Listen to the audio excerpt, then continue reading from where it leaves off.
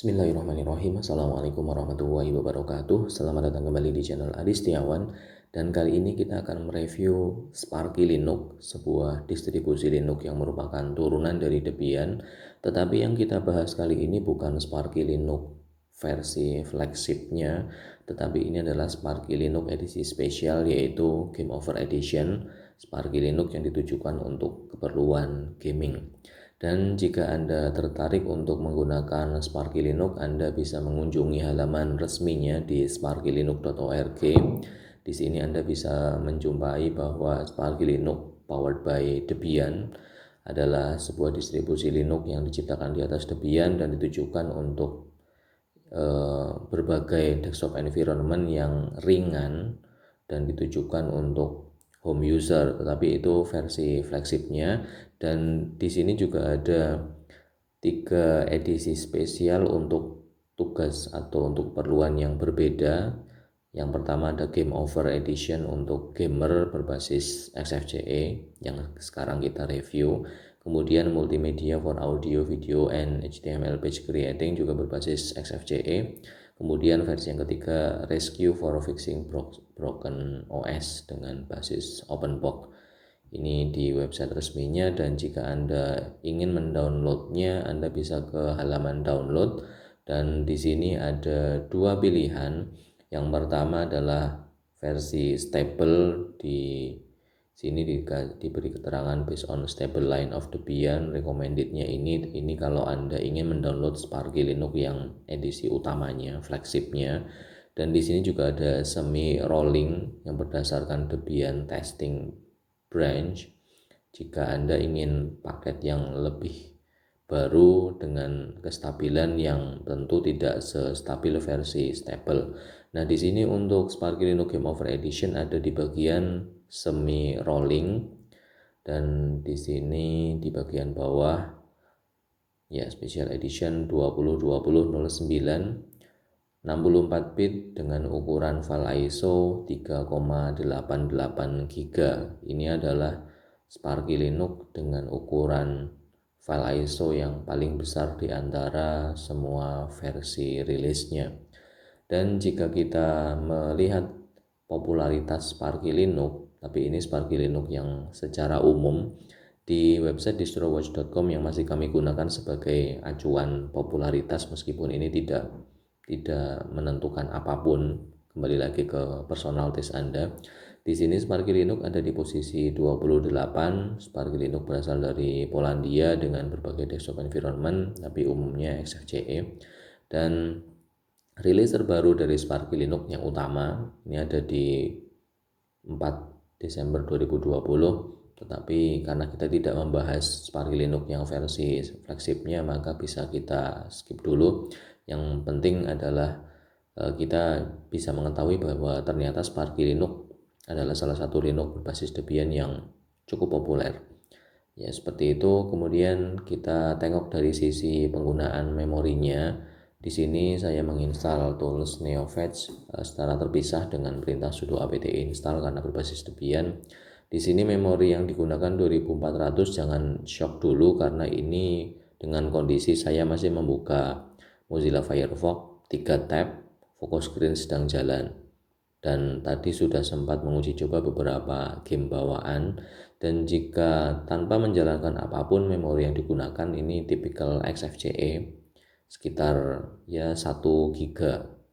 Dan dengan kondisi ini adalah Linux yang memang ditujukan untuk keperluan gaming, tentu saja Anda disarankan untuk memiliki RAM paling tidak 4 GB. Kemudian di sini bisa kita jumpai juga bahwa kernelnya kernel 5.7, tentu ini kernel yang cukup baru, yang artinya di hardware Anda Linux ini harusnya bisa mendeteksi perangkat wireless misalnya dengan baik. Dan di sini Anda bisa menjumpai bahwa di sini WiFi saya bisa terdeteksi, berbeda dengan Debian standar yang masih menggunakan kernel versi 4 yang di laptop saya tidak bisa mendeteksi hardware dengan baik. Baik, itu saja untuk penggunaan memori. Fokusnya adalah silakan Anda alokasikan RAM 4 GB jika memang ingin menggunakan Sparky Linux dengan nama kode Potolo ini. Yang pertama kita tengok dulu dari sisi aplikasi bawaannya. Dengan ukuran 3,88 GB tentu kita berharap ada banyak aplikasi bawaan. Kita mulai dulu dari aksesoris karena ini adalah desktop environment XFCE yang dipermak dengan tampilan defaultnya mirip seperti Linux Mint Cinnamon, tapi ini XFCE. Tentu aplikasi-aplikasi bawaan yang ada di bagian aksesoris ini secara umum adalah aplikasi yang memang tipikal ada di XFCE dengan beberapa tambahan. Misalnya di sini ada anti micro gamepad, kemudian ada bulk rename untuk merename banyak file sekaligus, kalkulator image viewer standar, light DM GTK standar, midnight commander, kemudian untuk text editor ini mousepad juga tipikal XFCE, note ya untuk buat catatan, dan di sini Anda bisa melihat bahwa ada play on Linux front end application for the wine, dan tentu saja ada wine juga yang nanti yang akan kita bahas kemudian secara detail. Kemudian di bagian development di sini hanya ada satu icon browser. Ya, Anda bisa coding di sini, tapi peruntukan Linux ini, Sparky Linux Game Over Edition, tentu bukan di coding, tapi ada di bagian gamenya. Tapi di game ini kita skip dulu, kita ke bagian yang lain. Di grafik di sini hanya ada image magic, display edit image file, editor gambar sederhana. Tentu Anda bisa menginstal GIMP dan Inkscape dengan mudah jika Anda tidak menyukai itu. Kemudian image viewer ini standar. Untuk internet di sini sudah ada Mozilla Firefox by default, kemudian sudah ada HexChat, Pidgin, Internet Messenger. Kemudian Steam juga sudah ada by default. Jadi Anda sudah mendapatkan satu software yang bisa digunakan untuk mendownload game yang Anda inginkan. Lalu untuk mendownload dari torrent sudah ada transmission dan downloadernya sudah ada uget. Lalu dari sisi multimedia, karena harusnya gaming juga dilengkapi dengan audio codec yang mumpuni, di sini Anda bisa melihat sudah ada banyak aplikasi yang di bawah. Misalnya untuk JIS jika Anda ingin melakukan aktivitas dengan webcam, foto maupun video recording dengan webcam. Kemudian untuk musik playernya menggunakan Exhale. Ini mengingatkan saya pada musik player di Linux Mint zaman Gloria dulu kalau tidak salah. Kemudian di sini juga ada radio station. Ya, jika Anda butuh hiburan di sini radio stationnya bisa muncul di tray bawah dan Anda bisa memilih channel radio internasional, tetapi tentu saja ini membutuhkan koneksi internet. Misalnya ini saya pilih salah satu, apakah akan jalan?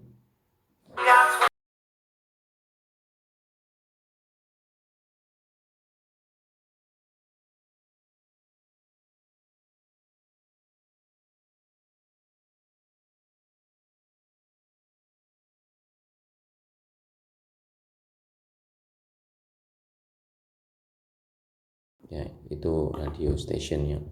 Ya, cukup dinamis untuk sebuah Linux saat ini ada radio stationnya. Meskipun mungkin Anda tidak akan sering-sering menggunakannya ketika sudah mengenal YouTube. Nah, di sini berbicara tentang YouTube juga sudah ada Sparky Tube jika Anda ingin mendownload dan memutar video dari YouTube. Ya, ceritanya sih semacam YouTube downloader, tetapi ketika tadi saya coba tes, ceritanya bisa mendownload, tapi ternyata file downloadnya entah di mana. Saya cari tidak ketemu, bilangnya di home music dan home videos, tapi tidak ada. Entah itu faktor ini saya uji coba secara live atau memang ada something di situ, ya nanti bisa Anda cek kalau Anda memang menginstal ini. Kemudian sudah ada VLC Media Player, tentu saja dengan adanya VLC secara audio video codec sudah ada by default. Kemudian di sini ada XFburn untuk burning DVD dan Focus Screen NG. Ini adalah tools recording saya dan kali ini saya tidak perlu menginstalnya secara terpisah karena sudah ada by default. Ya, jadi ini sudah cukup digunakan untuk merekam layar. Dari sisi Office tidak ada yang menarik di sini, hanya ada Adriel Document Viewer, tidak ada LibreOffice. Tapi tentu saja jika Anda ingin menambahkan paket Office Suite, Anda bisa menambahkannya nanti. Ini basis Debian, berarti ada banyak cara untuk menambahkan aplikasi LibreOffice ataupun WPS Office. Nah, sekarang kita bahas di sisi setting. Di sini setting tipikal yang ada di XFCE, yang kita tidak usah berlama-lama di sini, cukup standar sesuai yang ada di XFCE. Di sistem juga ya paling hanya Sparky installer, dan untuk menginstal Sparky Linux ini meskipun basisnya Debian, tapi installer yang digunakan bukan installernya Debian melainkan Calamares seperti yang ada di Manjaro Linux. Lalu sudah ada Wine di sini jika Anda ingin menginstal aplikasi Exe atau aplikasi yang biasa jalan di Microsoft Windows. Dan sekarang fokus kita ada di bagian menu game di sini, karena Game Over Edition tentu yang ditawarkan adalah gamingnya seperti apa, dan Anda bisa melihat dari atas sampai bawah ada banyak sekali game yang sudah disediakan by default. Tetapi perlu saya sampaikan sebelumnya bahwa game-game yang ada di sini adalah game-game yang memang ringan dan mungkin lebih cocok untuk nostalgia Anda saja, tidak seperti game Cyberpunk atau yang dengan grafis luar biasa realistis seperti itu. Ini untuk game-game yang ringan saja. Yang pertama di sini ada Zero AD. Jika Anda pernah memainkan game Empire, Anda mungkin ingat yang seperti ini.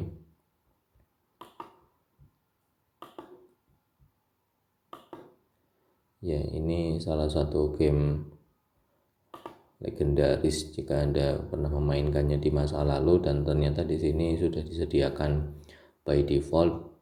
Ya, tentu saja game strategi ini cocok untuk Anda yang casual gaming saja, casual gamer. Perlukah kita membahas ini? Saya rasa tidak usah berlama-lama, tentu Anda sudah familiar dengan game-game semacam ini. Ya, seperti itu. Kemudian kita close saja. Oke, itu yang pertama. Tentu jika Anda maniak dengan atau ingin bernostalgia dengan game Empire, Anda bisa menggunakan ini. Sudah ada 3D Chess, kemudian Air Strike, ini game tembak-tembakan sederhana. Alien Blaster juga sama. Armageddon Advance ini 3D Light Cycle, simple juga. Asci Jam apalagi, ini simple sekali. Peruski, Billiard game. Ya, secara visual ini cukup bagus dibandingkan dengan game-game lain yang saya skip tadi, yang secara grafis terlalu sederhana. Ya, nanti bisa Anda cek sendiri. Anda bisa mencoba Linux ini secara live ataupun menginstalnya langsung. Kemudian di bagian bawah masih ada banyak game lain. Ya, sudah ada Steam, SuperTux, di sini sudah ada T-Word, kemudian Pac-Man, kalau tidak salah ya, Pac-Man ada di sini. Oke, ada banyak Linux yang bisa kita coba. Tentu saja ini adalah Linux yang ringan. Sekali lagi ini ringan, dan dengan desktop environment XFCE ini tentu saja secara penggunaan memori tidak akan seberat Garuda Linux yang berbasis Arch yang sudah saya review sebelumnya. Secara tampilan lebih minimalis, memori lebih hemat, dan game-game bawaannya juga game-game yang ringan-ringan saja.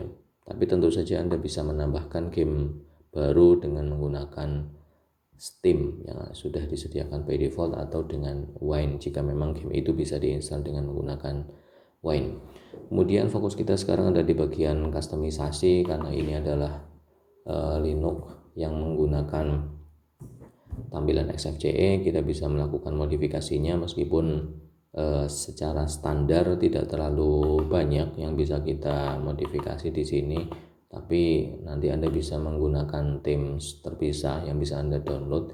Di sini hanya ada Sebenarnya banyak, tapi tipikal yang biasa ada di XFCE juga. Ya, di sini untuk font juga selain font standar juga hanya ada Tela dan Tela Dark untuk ikon bawaannya.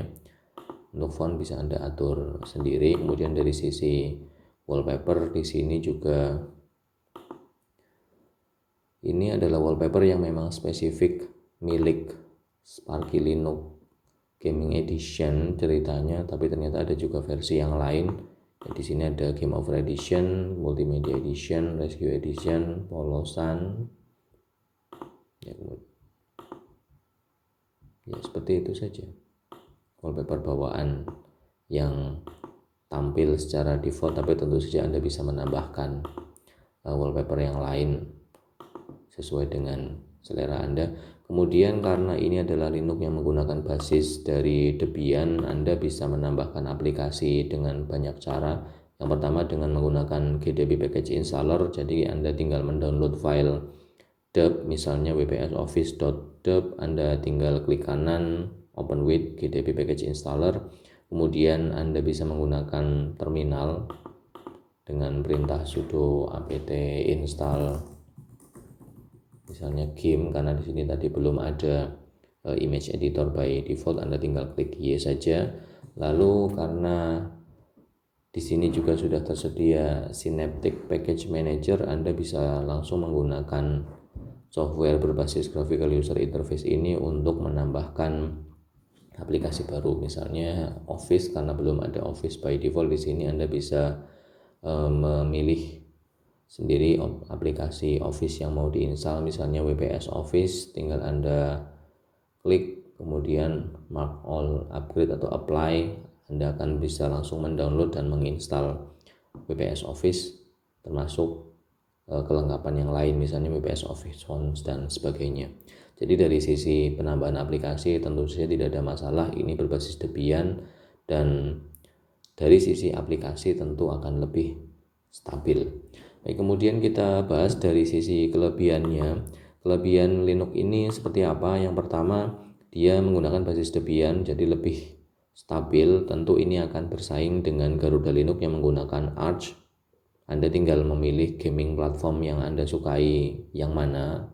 Apakah yang menggunakan basis Debian, Anda bisa memilih Sparky Linux. Jika Anda memilih yang berbasis Arch yang mungkin lebih kekinian, yang lebih modern dan lebih menghabiskan banyak memori, tentunya Anda bisa memilih Garuda Linux. Kemudian dari sisi kekurangannya, apa kekurangan Linux ini yang bisa saya tangkap? Karena menggunakan desktop environment XFCE standar, tentu Anda tidak merasa bahwa ini adalah sebuah Linux gaming yang sespesial yang ditampilkan oleh Garuda Linux. Jadi kalau tidak ada wallpaper Game Over Edition ini, hanya ada wallpaper biasa, maka Anda akan merasa bahwa ini adalah Sparky Linux biasa, padahal ini adalah edisi spesial untuk gaming. Tapi rasa untuk gamingnya tidak terlalu kelihatan, kecuali hanya dari bagian game yang memang menyediakan banyak game. Jadi itu saja masalah kekurangan dari sisi taste, look and feel, atau ya rasa dari Linux ini untuk menunjukkan bahwa dia adalah Linux spesial untuk gaming. Apakah saya merekomendasikan Linux ini? Jika hanya sebatas dicoba untuk live USB, Anda ingin memainkan game-game legendaris seperti yang tadi saya lakukan di sini, Zero AD. Kalau ingin melakukan memainkan game Empire di masa lalu, ya ini saya coba saja di live USB. Tapi kalau ingin menginstal di komputer saya rasa saya tidak merekomendasikan ini, karena kalau Anda memang mencari Linux yang spesial untuk gaming, saya lebih menyarankan Garuda Linux. Baik, begitu saja review singkat saya tentang Sparky Linux Game Over Edition. Ya, terima kasih atas perhatian yang diberikan. Silahkan tinggalkan komentar di bagian bawah. Saya akhiri video ini. Assalamualaikum warahmatullahi wabarakatuh.